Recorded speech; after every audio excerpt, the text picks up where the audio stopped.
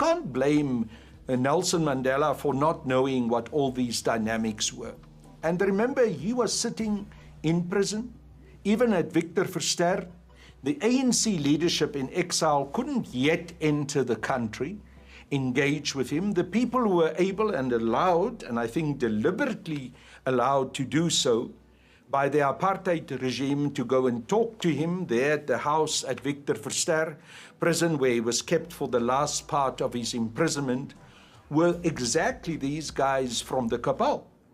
If you look at who were allowed to go and visit Nelson Mandela in prison at Victor Verster, it was Cyril Ramaphosa, it was Murphy Murobe, it was Praveen Gordhan. Those who are fingered in that report that I've referred to earlier as being part of that cabal. So there you find President Nelson Mandela is coming out of prison. He's suddenly released. Who is there to meet him at the gates of Victor Verster? Cyril Ramaphosa. Here's the first one to shake his hand. Here's the one who gets into the car with him. Here's the one who goes with him to the parade in Cape Town, at the City Hall in Cape Town, stand on that balcony and actually hold the mic for him to speak. They immediately insert themselves right there. The dynamics were very difficult. You must also not forget that there were other influences coming to play on President Nelson Mandela. There were people who were coming to the fore from white monopoly capitalism in South Africa, amongst them the Menels, Clive and Irene Menel, the owners of the second largest mining enterprise in South Africa, Anglo-Val, who would say to Mandela, we will give money to the ANC. We will assist you and others to be able to resettle yourselves in South Africa because you come out of prison, you've got no money. Those who come from exile, they've got no money. We will give you money. We will help you. We forget that it was the Menels who paid the education for President Nelson Mandela's two daughters, Zenani and Zinzi Mandela, to go to school. It was the Menels who helped to sustain President Mandela's family while he was in prison. These people had a long-term plan.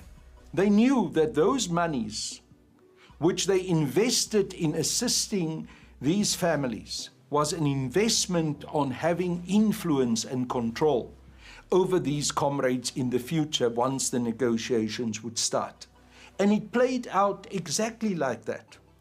We know that the Menels were central in suggesting to President Mandela that Cyril Ramaphosa should be brought into the senior leadership of the ANC. In fact, it was them who said to President Mandela, we think Cyril Ramaphosa will be a good Secretary General of the ANC. And President Mandela, having listened to them, having met Cyril Ramaphosa as soon as he came out of prison, one of the first people he engaged with, he pushed him to become, in 1991, at the first legal conference of the ANC in June 1991 in Durban, for Ramaphosa to become the Secretary General of the ANC. It was an anomaly. Ramaphosa was a Johnny-come-lately. He was not even part of the senior leadership of the ANC, but yet he was parachuted in, also through the power and influence that Mandela so amply had, pushed him to the fore for Ramaphosa to become the Secretary General of the ANC.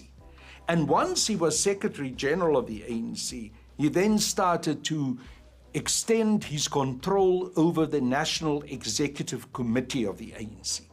He then started to bring his own people in to be part of the various committees of the ANC.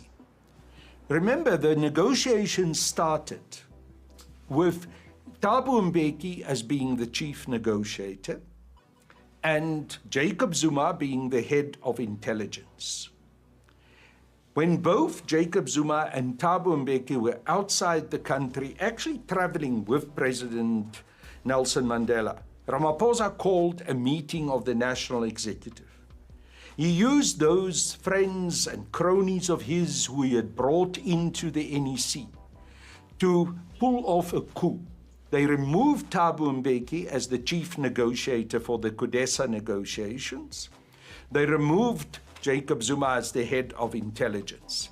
And Ramaphosa imposed himself as the head of negotiations from hence on. That was always the plan.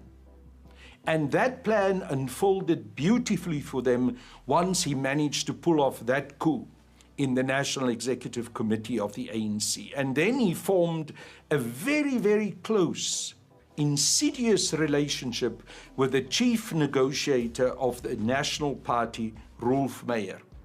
And between the two of them, they made the secret deals, they made the arrangements behind the scenes, and then they came and presented those deals, those arrangements in the public domain of CODESA. They manipulated the situation, and eventually we ended up with this deeply flawed constitution that we have today, with a negotiating process that granted the sunset clauses, which meant that the white apartheid apparatchiks, those who were part of the government of the old apartheid regime, had their jobs secured. That is what the sunset clauses meant.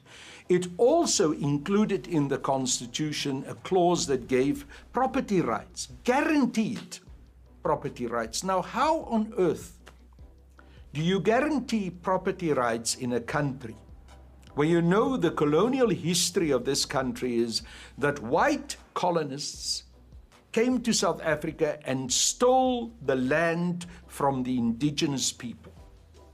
But you go and introduce a property rights clause in the Constitution that now cements, secures those stolen properties as a right for those white colonists. And that is the kind of sellout project that I keep on talking about. And interestingly enough, today, after all these years, that the relationship between Cyril Ramaphosa and Rolf Meyer still continues. And Rolf Meyer today has been appointed by Cyril Ramaphosa as one of his special advisors to the President of South Africa. Can you imagine someone who was an apartheid agent, who at one stage was the Minister of Defense under the apartheid regime, was part of the apartheid regime's State Security Council that took decisions to attack the ANC in the neighboring countries in Southern Africa, who was part of those decisions to fight the wars in Angola, to fight the ANC in Lusaka and attack the ANC in Lusaka, in Lesotho and in Botswana. That same man, that same apartheid apparatchik who was part of the crime against humanity, has been made by this president, Cyril Ramaphosa, his special advisor. It cannot get worse than that. Okay.